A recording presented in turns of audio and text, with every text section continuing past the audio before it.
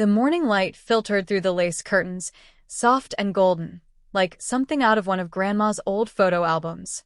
Dust floated in the air, catching sunlight as it moved, slow, delicate, peaceful. I could still smell her lavender hand cream on the furniture, faint but comforting. It had only been 2 weeks since the funeral, and I was still half expecting her to walk into the room and ask if I'd had breakfast. I ran my fingers over the mahogany dresser she'd polished every Sunday. My daughter, Ellie, was sitting cross-legged on the floor beside me, holding an old brooch in her tiny hands. "Mom," she said, her voice curious and innocent, "why does this smell like soap?" "Because Grandma liked things to be clean," I told her, smiling weakly. She said order brings peace. My father, Richard, had been quiet since we arrived that morning. He stood in the corner, talking to the lawyer, his voice low and serious. Every few minutes, I'd hear words like "nothing left" and "she was forgetful near the end." It didn't sound right. Grandma, forgetful? She remembered every birthday, every allergy, every little story from my childhood. I was here to help clean up the house, not to question anything. But something in my chest kept tugging at me, like I'd missed a piece of her that wasn't ready to let go. As I packed a box of linens, I noticed an empty space in the cabinet where her silver locket used to hang. The one she promised to give me when I got married. It wasn't there. I paused, staring at the dust print on the wood, heart tightening. "Dad," I asked gently, "do you know where Grandma's jewelry box went?" He didn't look up. "I took care of it. Nothing valuable in there." But the way his eyes darted to the floor told me otherwise. The lawyer, a polished man named Mr. Carlyle, adjusted his glasses. "Mrs. Bennet's estate was fairly simple," he said, flipping through his briefcase. "No significant assets outside this property. No will was located. No will." That sentence hit me like a cold wave. Grandma had always talked about her will, how she wanted to make sure everything was fair. She'd even told me once, over tea, that she wanted Ellie to have her piano one day. So how could there be no will? "Are you sure?" I asked, voice trembling just slightly. She kept records of everything, receipts, insurance papers, notes. Mr. Carlyle gave a polite shrug. "We searched the usual places." When I turned toward my father, his expression was unreadable, calm, almost too calm. "She probably forgot to sign it," he said, dismissively. "But Grandma didn't forget things. Not like that." I continued sorting through her papers that afternoon. Folders, receipts, recipe cards, letters. There was warmth in every scrap of her handwriting, curvy, old-fashioned, but strong. In one envelope, I found a photo of us, me sitting on her lap, both of us laughing over something that must have been silly. The back read, "For my sunshine when I'm gone." My breath caught. I looked around the room. My father was outside now, smoking on the porch, pretending not to watch me through the window. Ellie tugged at my sleeve. "Mom, what's in that drawer?" It was the old writing desk in the corner, the one Grandma never let anyone touch. The handle didn't move. It was locked. Something inside me stirred. As I stared at that locked drawer, I felt the warmth fade, replaced by unease. The air seemed heavier. I didn't know it yet, but the truth about Grandma's will was sitting just a few inches away, buried under dust, secrets, and a lie my father had already started to weave. The sunlight dimmed as a cloud passed over. Ellie looked up at me, her voice small. "Mom, are we done helping Grandpa?" I swallowed hard and said softly, "Not yet, sweetheart. Not yet." The next few days blurred together. Boxes, paperwork, polite condolences from people who barely knew Grandma. I stayed at her house longer than I meant to, trying to make sense of what was left behind. The lavender scent that once felt comforting now made my chest ache. Dad stopped by each morning, always rushing, always avoiding my eyes. He'd carry out small boxes, sometimes labeled, sometimes not, and mutter something about getting everything appraised. When I asked what he meant, he brushed it off with a tight smile. "Nothing you need to worry about, honey. Just old stuff." Old stuff. That phrase landed heavy. Grandma's life wasn't old stuff. It was memory and meaning, her handwriting, her recipes, her music. Every inch of this house had her in it. One evening, my Aunt Deborah came by to bring us dinner. She hugged me long, like she understood something I hadn't said aloud. "I keep thinking about how your grandmother kept that folder in the blue cabinet," she said. My heart skipped. What folder? The one marked legal. She was so proud of having her will finished. Said she didn't want any confusion after she was gone. I froze, holding the plate of lasagna she'd brought. "Aunt Deb, there's no will." Dad said she never filed one. Her brow furrowed. "That doesn't sound right." She showed it to me once, said she wanted to make sure Ellie got the piano, and you got the house. She even made copies, I think. Something cold crawled up my spine. After she left, I went through every drawer, every shelf. The blue cabinet she mentioned was empty, except for dust outlines where files used to be. I tried not to jump to conclusions, but the silence of that empty space said enough. The next morning, I brought it up gently while Dad was drinking coffee in the kitchen. "Dad, Aunt Deb remembers seeing Grandma's will." He didn't even look up. "Your aunt talks too much." There was nothing like that. She said Grandma made copies. He sighed, setting his mug down hard enough to make the table tremble. I said, "Drop it, Lucy." The way he said my name, flat, final, made my stomach twist. I tried again, quieter this time. "I just want to understand." "Understand what?" "That your grandmother's gone, and we're doing the best we can?" "You've always been dramatic." "You're overreacting." Overreacting. That word hit deeper than it should have. It was the same tone he used when I was little, when I cried after he yelled at Grandma for interfering. When I stayed up late waiting for him to pick me up, and he never came. He walked out before I could say another word, the screen door slamming behind him. The sound echoed through the house. Ellie came into the kitchen holding a half-melted cupcake she'd found on the counter. "Mom, can I eat this?" I forced a smile. "Sure, baby."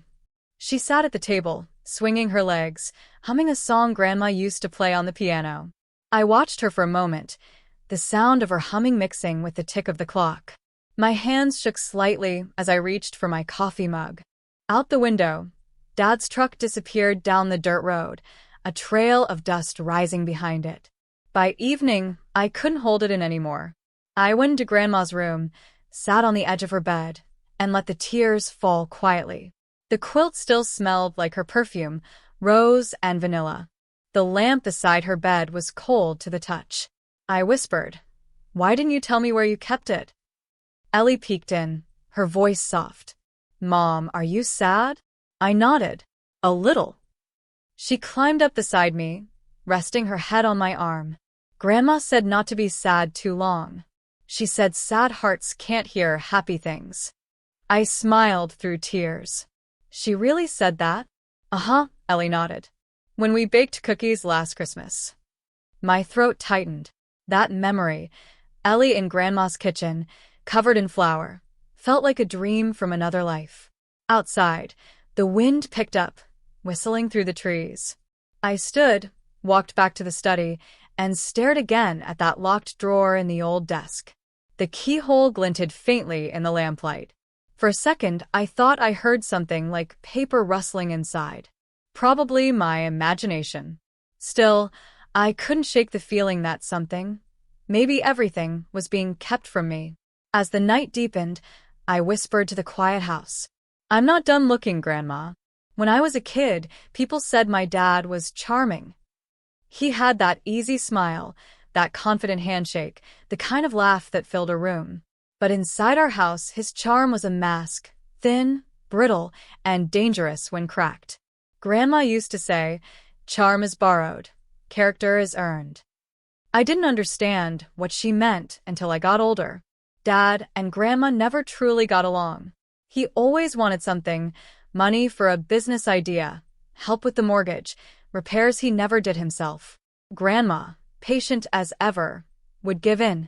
'He's my son,' she'd whisper. 'He just needs time to grow up.' Time passed, but he never did. I remember one Christmas, when I was around 10. Grandma had baked her famous apple pie, the one with the braided crust. The kitchen smelled like cinnamon and sugar. She handed Dad a neatly wrapped envelope. Inside was a check for $3,000. For the down payment you said you needed, she said gently. Dad smiled wide, kissed her cheek, and said, "You're a lifesaver, Mom." But the next month, Grandma received a call from the credit card company. Her account was overdrawn. She never mentioned it to me, but I heard her crying in the pantry one night. Years later, when I was in college, she called me one afternoon. "Sweetheart, your dad's been asking about your savings account. I told him to leave you alone." I laughed, thinking she was exaggerating. He wouldn't do that. But he did. He told me he was short on rent, that he'd pay me back in a week. It took 6 months and a dozen excuses before I realized there'd be no repayment. When I finally told Grandma, she just sighed. "You can't pour from an empty cup, Lucy," she said. And he's been empty for a long time. Still, she loved him. Always made excuses. "Your father's had a hard life," she'd say. "He means well." He didn't. He meant control. When Mom left, quietly, suddenly, when I was 15, Dad's anger turned sharper. He'd storm through the house, slamming doors, shouting at Grandma for turning her against him. She'd stand her ground, small but fierce, hands trembling only after he left the room. I'd hide in my room with my headphones on, pretending not to hear. After I moved out, Grandma became my anchor. She'd call every Sunday, ask about Ellie, tell me which flowers were blooming in her garden. She even helped me pay for Ellie's preschool when I couldn't make ends meet. "Don't tell your father," she'd whisper, chuckling. "He thinks I'm broke." The truth is, Grandma wasn't rich, but she was careful. She saved everything. She kept neat records in labeled folders, bills, taxes, even birthday receipts. That's why the missing will made no sense. She'd planned her life to the letter. A few months before she passed, she told me something that now echoed in my mind. "I'm leaving everything simple, Lucy. You'll have what's fair. Your father's had enough chances." At the time, I thought she meant emotional peace, not property. But she must have known. And now, that promise was gone. The more I thought about it, the clearer the pattern became. Dad taking what wasn't his, twisting guilt into obedience, erasing the truth when it didn't serve him. There was another memory that refused to fade. A summer barbecue, maybe 10 years ago. Dad was showing off his new truck. Grandma had helped co-sign the loan, though she told me she hadn't wanted to. She said no. He'd told me, laughing, "But you know how to handle her if you talk right." Then he winked. I remember the shame I felt, like I was part of something rotten just by hearing it. And now, years later, the same sickness was back. He was rewriting Grandma's story, one missing document at a time. I started digging deeper. Found old receipts from an attorney's office. A business card with a faint coffee stain, Henderson and Pike Legal Services. The same firm Mr. Carlyle mentioned at the house. The date printed on it? 8 months before Grandma died. 8 months. Long enough for her to have finalized everything. I turned the card over. In Grandma's looping script, she'd written, "Keep safe with the others." The others? What others? It was nearly midnight when I found myself back in that study again, flashlight in hand. The drawer was still locked, taunting me. I ran my fingers over the smooth wood, whispered, "I'm sorry, Grandma," and wedged a small screwdriver into the seam. The drawer gave with a dull crack. Inside, only dust and a thin layer of yellowing papers. Most were blank, but beneath them lay a single envelope, sealed with a fading blue sticker. On the front, in that same looping handwriting, "To be opened by my granddaughter, Lucy Bennett." My breath hitched. My hands shook as I reached for it. But before I could tear it open, headlights flashed through the window, Dad's truck pulling into the driveway. I froze. He wasn't supposed to be here tonight. The engine cut off. The door slammed. Heavy footsteps on the porch. I slipped the envelope under my sweater just as the front door creaked open. "Lucy."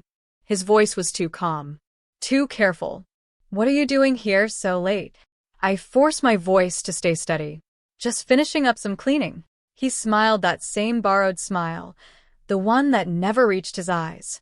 "Well," he said, closing the door behind him, "let's make sure you don't make a mess." For the next few days, I kept that envelope hidden inside my coat pocket like a secret heartbeat. I didn't dare open it while Dad was around. Every sound felt amplified, the slam of a cabinet, the hum of his truck engine in the distance. He'd started showing up unannounced, always with a new excuse. "Just making sure the place is locked," he'd say, walking through Grandma's rooms like he owned them. He moved too quickly, checking drawers, scanning surfaces, eyes darting toward my purse more than once. He was looking for it. I could feel it. I finally took the envelope to my car one afternoon while Ellie napped in the back seat. I peeled the seal open carefully.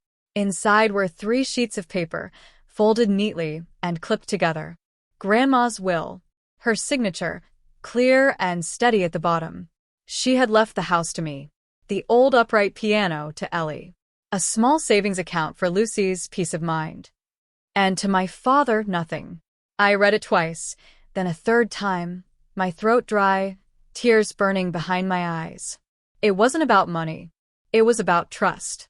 Grandma had seen the truth all along, and she'd acted on it.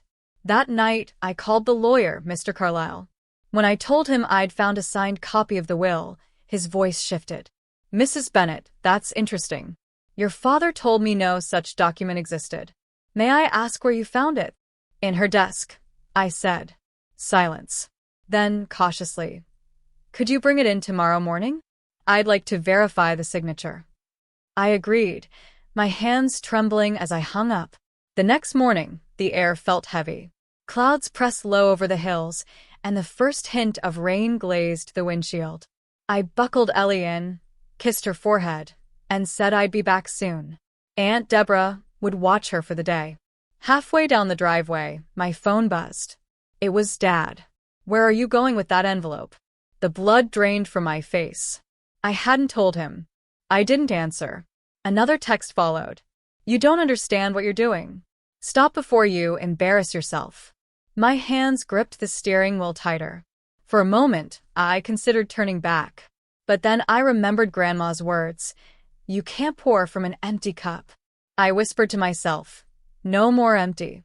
At the lawyer's office, Mr. Carlyle examined the documents with care. "It's legitimate," he said finally. "Filed properly, signed by 2 witnesses." He looked up at me, brows knit. "Your father told me it was lost." He must have known. The truth hit like a physical blow. Dad hadn't just hidden the will. He'd lied to everyone, rewritten Grandma's final wishes, erased me from her legacy. "What happens now?" I asked quietly. "We'll need to file this in probate court," he said. "It'll be public record soon." When I stepped outside, the rain had begun. Light drops cool against my cheeks. For the first time in months, I felt clear. Angry, but clear. I texted Dad one sentence. "I know what you did. And I'm not afraid anymore." No response came for hours. I drove back to Aunt Deborah's, kissed Ellie goodnight, and finally allowed myself to sleep. In the morning, I woke to a voicemail. His voice was strained, trying to sound calm. "Lucy, we need to talk. Don't make this ugly. You're misunderstanding what happened. I'll come by tomorrow." The sound of his voice didn't shake me like it used to. I just sat there, letting the words fade into the quiet. I knew what tomorrow meant. Another round of gaslighting, another storm. But this time, I wasn't the same woman. This time, I had proof. As night fell, I walked into the study one last time. The air smelled faintly of rain and lavender, the scent Grandma left behind. I placed the will gently in a plastic sleeve, locked it in my own bag, and whispered, "You kept your promise, Grandma. Now I'll keep mine." When the phone buzzed again, I didn't look. For the first time in my life, I wasn't waiting for his permission to act. The next morning came heavy with fog. The kind that seemed to crawl over everything, rooftops, mailboxes, memories. I woke early, heart already beating fast, because I knew what day it was. The day Dad said he'd come by. Ellie was still asleep, her soft breathing mixing with the sound of distant thunder. I made coffee, strong and bitter, and stood by the kitchen window. For years, this house had been a place where I shrank myself to stay safe. Today, it was my battlefield. At 9:12 a.m., his truck rolled into the driveway. I watched through the blinds as he climbed out, wearing that same worn denim jacket, face tight with something between anger and fear. He didn't knock, just walked in like always, calling, "Lucy? We need to clear this up before you do something stupid." I stepped out from the hallway, calm on the outside but shaking inside. "Hi, Dad." He looked me over like I was a stranger. "You gave that paper to Carlisle, didn't you?" "Yes," I said simply. He confirmed it's valid. His jaw flexed. "You don't understand how much trouble you've caused. That house wasn't supposed to go to you. Your grandmother wasn't thinking straight." "Don't," I said quietly. "Don't talk about her like that." He took a step closer, lowering his voice. "You think you can take this from me? After everything I did for you?" "What you did," I said, "was lie. You took her will. You made me believe she didn't care enough to leave me anything." He slammed his hand against the counter. "I was protecting you." "From what?" "From the truth." The sound of my voice startled even me. It didn't tremble. For once, it carried weight. Dad's face twisted. "You're just like her. Always making things harder than they have to be." That line, "just like her," used to cut me. Now it made me proud. "If I'm like Grandma," I said, "then I'm exactly who I'm supposed to be." He froze, eyes narrowing. "You think you can win this? You'll regret crossing me." "No," I said, "you'll regret underestimating me." There was a beat of silence, heavy and sharp. He stared at me for a long moment before shaking his head, muttering, "You've lost it," and storming out. I stood there, breathing hard, listening as the engine of his truck faded down the road. Then I sank into a chair and let out a shaky laugh, half relief, half disbelief. It was the first time I'd ever stood up to him and not backed down. That afternoon, Aunt Deborah came by with muffins and that quiet, knowing look she had. "You told him, didn't you?" she asked. "Yeah," I said. "And he's furious." She smiled sadly. "He's always been furious, when he's not in control." I nodded, staring out at the yard where Ellie was chasing Bubbles. "I used to think if I kept forgiving him, he'd change." "People like your father don't change," she said softly. "But you did. And that's what matters." That night, I tucked Ellie into bed and told her a story about courage and truth, and how sometimes love looks like saying no. She fell asleep before the ending, but I whispered it anyway. And the girl realized she didn't need to be small anymore, because she finally remembered who she came from. When I stepped outside, the sky was clearing, stars peeking through the clouds. I stood there barefoot, the cool grass pressing against my feet. Then headlights. Dad's truck again, this time creeping slowly up the drive. My pulse spiked. He got out, holding something, a small, weathered box. "I found this," he said flatly. "It was your grandmother's. Maybe you should have it." I hesitated but took it. The box was old oak, carved with tiny roses. "Why now?" I asked. He shrugged. "Guess it doesn't matter anymore. You already took everything else." He turned and walked away without another word. Inside the box was a single note, written in Grandma's handwriting. "For Lucy. You'll know when to open this." My hands shook as I lifted the lid. Inside was an old family photo, me, Grandma, and Dad when I was maybe 6. We were smiling. For once, it looked real. Beneath it, folded carefully, was a small golden key. It matched the one missing from the top drawer of Grandma's vanity. I ran upstairs, heart pounding, and unlocked it. Inside was a journal, her handwriting filling every page. I flipped to the first entry. "If Lucy ever finds this, it means she's ready to know everything. Tell her she was always meant to be the one to carry our name forward, with honesty, not fear." Tears welled up. I clutched the book to my chest, whispering, "I'm ready, Grandma." That night, for the first time, I slept without checking the locks twice. The following morning started with the sound of pounding, sharp, relentless, echoing through the hallway. For a split second, I thought it was thunder again.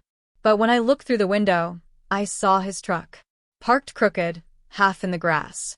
Dad was back. "Mom." Ellie's small voice drifted from her room. It's okay, sweetheart, I said quickly, forcing calm into my tone. Go back to bed. But the knocking turned to shouting. Lucy, I know you're in there. He wasn't alone this time. A familiar dark sedan idled behind his truck, Uncle Mitch's car. The one that always smelled like motor oil and stale coffee. My pulse pounded in my ears. I opened the door just enough to face them, the morning air cool and electric. What do you want? I asked, voice steady but low. Dad's face was flushed red. Mitch crossed his arms beside him like backup muscle. You had no right, Dad barked. You think you can just take the house and those savings because you found one stupid piece of paper? It wasn't just a piece of paper, I said evenly. It was Grandma's will. Her real one. He scoffed. She didn't mean that. She was old, confused. I cut him off. She was sharp until the day she died, and you know it. For a moment, all I heard was the faint hum of the sedan's engine. Then Mitch stepped forward.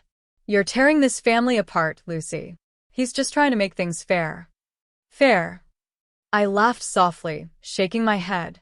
Fair was all I ever wanted. You two made sure I never got it. Dad's jaw clenched.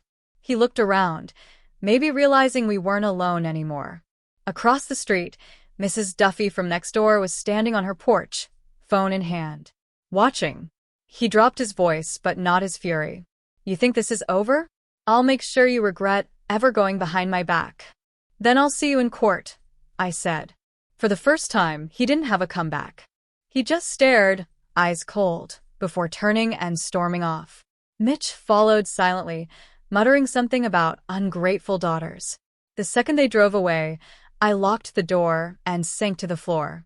My hands were trembling, but not from fear. This was adrenaline. The kind that comes when you finally stop running. A few minutes later, there was another knock. Softer this time. When I opened the door, it was Officer Ramirez, the one who patrolled our street. Morning, ma'am, he said politely. We got a call about a disturbance. I swallowed. It was my father. He came here yelling. He's angry about a legal dispute. Did he threaten you? Not directly, I said. But he's been unpredictable lately. Ramirez nodded, jotting notes. Would you like to file a report? I hesitated, then nodded. Yes. I think it's time I do. After he left, the silence in the house was thick. Ellie peeked out from her room, clutching her stuffed bunny. Mommy, why was Grandpa yelling? I knelt beside her. Because he's upset about something that isn't our fault. Her lip trembled. Did we do something bad? I hugged her tight. No, baby. Sometimes grown-ups get mad when they lose control. But we're safe now. That night, I couldn't sleep. I kept replaying the scene in my head, the shouting, the neighbors watching, the officer writing it all down. For years, I'd hidden behind politeness, afraid to make things worse. But standing up had consequences I couldn't avoid anymore. 2 days later, I got a voicemail. It was Dad. His tone was ice cold. You think you've won? You're just embarrassing yourself. That house isn't yours, and I'll prove it. You'll see what happens when you mess with me. I saved the message and forwarded it straight to my lawyer. The next week was chaos. Letters. Calls. Even a formal notice from his attorney, accusing me of tampering with estate documents. But I had copies, notarized statements, and witnesses who'd seen Grandma sign her will. My lawyer assured me, he's bluffing. Still, fear crept in. Every time I heard a car slow outside, my chest tightened. I started double-checking locks again. Then one night, I found Ellie sitting at the kitchen table coloring. She looked up at me and said quietly, Mom, are we in trouble? That broke something in me. I sat down beside her, taking her tiny hand. No, honey, we're not in trouble. We're telling the truth, and sometimes the truth scares people. Her eyes softened. Like Grandpa? Yeah, I whispered. Especially Grandpa. We colored together in silence for a while. She drew a house, surrounded by stars and a bright yellow sun. On the roof, she wrote, Home. I felt tears sting my eyes. For the first time, that word didn't feel fragile. It felt earned. The next morning, my phone buzzed again. This time, it wasn't Dad. It was Officer Ramirez. "Ms. Harlow," he said, "just a heads up. We issued a restraining order. He's been warned to stay away from your property." I exhaled, long, heavy, relieved. When I hung up, I looked around the living room. Light was spilling through the windows, soft and gold. Ellie was still asleep. I realized the house felt different, still, safe, almost peaceful. I whispered to myself, "You did it, Lucy. You finally did it."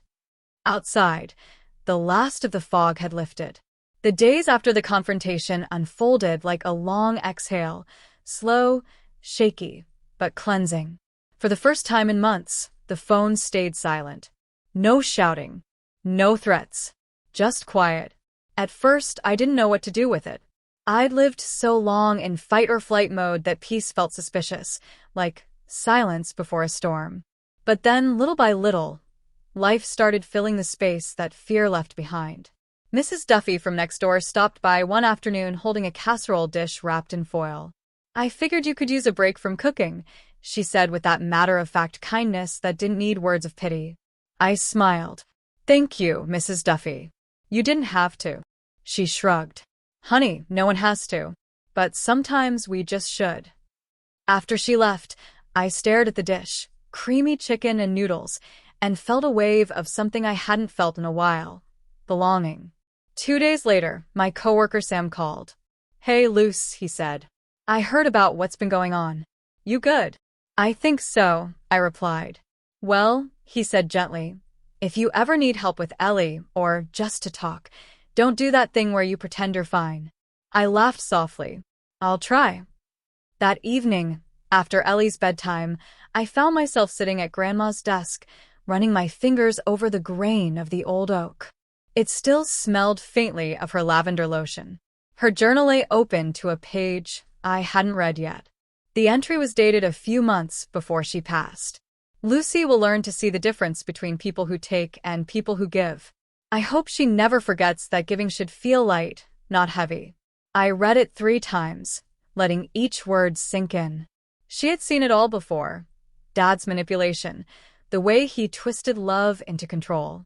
And yet, she'd still chosen to leave me something better than money. Truth.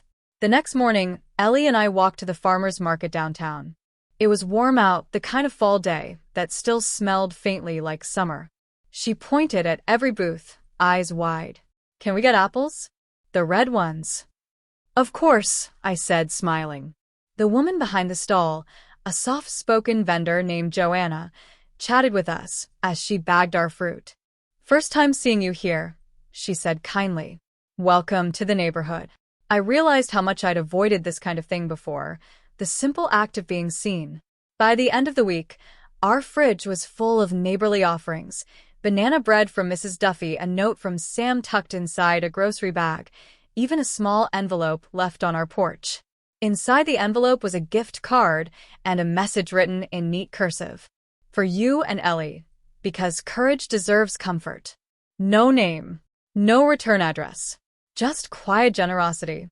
That night, I sat on the porch steps watching Ellie chase lightning bugs, her laughter echoing into the dusk. The air was warm, the yard still, the world oddly kind. I thought about the word family, how I used to think it meant blood and loyalty, no matter how much it hurt. Now I understood it differently. Family were the people who made your world softer, not smaller. Later, as I tucked Ellie in, she looked up and whispered, "Mom, are we happy now?" I smiled. "Yes, sweetheart. I think we're getting there." She nodded sleepily. Grandma would be happy too. My throat tightened. "Yeah," I whispered. "I think she is." The next morning, I started sorting through Grandma's old boxes, papers, trinkets, half-finished crochet projects. In one box, I found a sealed envelope addressed in her handwriting. "To my Lucy, when you feel ready." Inside was a small note and a check for a modest amount. But what caught my eye was the message. "Use this to build something that's yours. Not anyone else's dream, yours." I laughed through tears. Leave it to her to plan everything, even after she was gone. That afternoon, I called a local financial advisor to ask about starting a college fund for Ellie, using Grandma's check as the first deposit. It wasn't a huge amount, but it was a beginning. And beginnings, I was learning, were sacred. That night, as I lay in bed, I realized the air in the house felt different, lighter, warmer. Not because anything magical had happened, but because I had changed the way I let the world in. For once, the silence wasn't heavy. It was peaceful. I whispered into the dark, "For once, this house feels bigger." And it truly did. By spring, everything felt different. The air, the house. Even the way sunlight filtered through the curtains seemed new, softer somehow, like the light itself had decided to stay longer. Ellie and I had fallen into a gentle rhythm. Morning started with pancakes and music, no more hurried silences or tense glances at the phone. Just laughter, syrup, and a dog we'd recently adopted from the shelter, a scruffy golden mix Ellie named Milo. We painted the living room together one weekend, pale sage green, Grandma's favorite color. Ellie got more paint on herself than on the wall, and I didn't even care. It felt like a new beginning, one brushstroke at a time. When I went back to work part-time at the local library, the routine grounded me. Books, order, quiet, the kind of quiet I used to mistake for loneliness, but now felt like calm. My coworkers welcomed me back with open arms. Sam even joked, "See?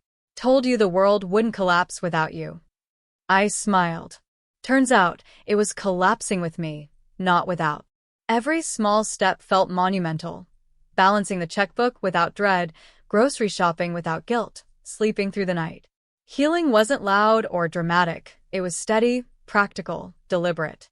One afternoon, while sorting through old donations at the library, I found a book Grandma used to read to me, Little Women. I opened the inside cover and froze. In fading ink, on the first page, she'd written, "For Lucy, because strong girls grow into stronger women." I pressed my palm against the words and smiled. She'd been right about everything. About Dad. About love. About how truth, even when painful, is still a gift. Ellie was thriving too. She'd started art classes at the community center, her drawings now full of bright colors, houses with open windows, big trees, suns that took up half the sky. Her teacher told me, "She's a natural storyteller, just like you." And I thought, maybe this was Grandma's legacy after all. Women who turn pain into stories and stories into light. Dad tried to reach out twice after the restraining order expired. First, a short letter, written in his usual clipped tone. "You've made your point. Let's talk." I didn't reply. The second time, he called from an unknown number. I didn't answer that either. Instead, I wrote a letter of my own, not to send, but to release. Dad. I hope you find peace, but I'm not your peacekeeper anymore. The cycle stops here. I forgive you, not for you, but because I refuse to carry your anger any longer. Then I burned it in the fireplace, watching the paper curl and vanish into ash.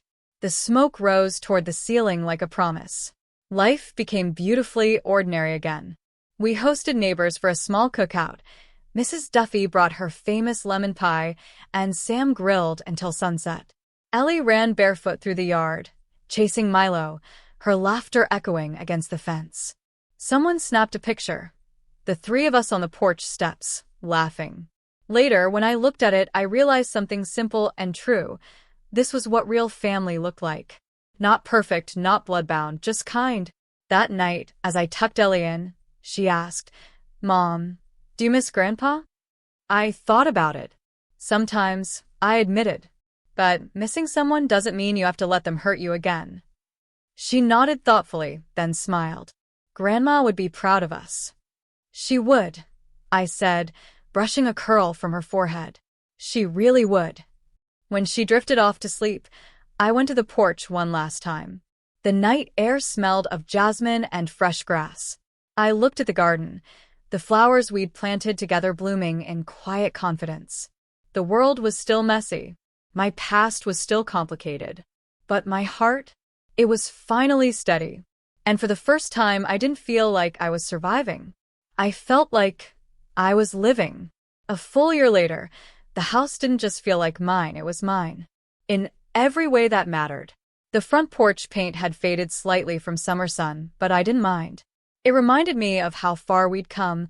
A few chips and cracks didn't mean something was broken. It just meant it had lived. The morning light streamed through the kitchen windows, landing on a stack of pancakes and 2 cups of orange juice. Ellie sat across from me, legs swinging under the chair, wearing her favorite yellow dress. "Happy birthday, Mom," she said, grinning. "Thank you, sweetheart." She handed me a card she'd made herself. Crayon hearts, a stick figure version of us, and the words, "To the best mom ever for finding Grandma's treasure and making us happy again." I smiled so wide it hurt. "You remember that story?" "Of course," she said proudly. "You're the hero." The treasure had become our little legend. The day we found Grandma's will, the day everything changed. Ellie loved to retell it as if it were a fairy tale. The brave daughter, the secret key, the truth that set them free. After breakfast, we took Milo for a walk down the old dirt path behind the neighborhood, the same one Grandma used to take me on when I was little. The air smelled of honeysuckle and distant rain. Ellie ran ahead, chasing butterflies, her laughter floating back through the breeze. At the edge of the field stood a single oak tree, the same one from the family photo I'd found in Grandma's box. Its branches stretched wide, unbothered by the years. I stood beneath it for a while, feeling the wind through my hair, remembering how small I'd felt the first time I stood here. Now, I didn't feel small at all. I sat on the bench beneath the tree and opened my notebook. The one I'd started months ago when the lawyer suggested journaling to process everything. What began as therapy had become something else, a record of survival, of growth, of reclaiming a voice I didn't know I'd lost. The latest entry read, "It's been 1 year since I stopped living in fear. The world hasn't fallen apart. The sky didn't cave in. Instead, life got softer. Kinder. Realer. I learned that truth doesn't ruin families, lies do. And sometimes, peace means letting go of people you love, even when they don't understand why." I closed the notebook, breathed deep, and felt the quiet stretch around me, not the hollow kind of silence, but the peaceful kind that hums beneath everything when your soul finally settles. Later that afternoon, I hung a new photo on the living room wall, the one from our summer cookout. Mrs. Duffy, Sam, Ellie, me, and Milo in the middle, smiling. Underneath it, I placed Grandma's key in a small shadow frame, next to a handwritten label. The day I found myself. That evening, as the sun dipped low and the house glowed gold, I stood by the kitchen window and whispered a quiet thank you to Grandma, to this home, to the version of me who finally stopped apologizing for existing. Outside, Ellie's laughter echoed as she played fetch with Milo. I watched her, carefree, radiant, everything I'd once wished to be, and realized the story wasn't just about a will or an inheritance. It was about willing myself to live differently, to stop surviving out of guilt and start living out of love. I turned off the kitchen light, feeling that familiar calm spread through me, and whispered one last word before heading to bed. Home.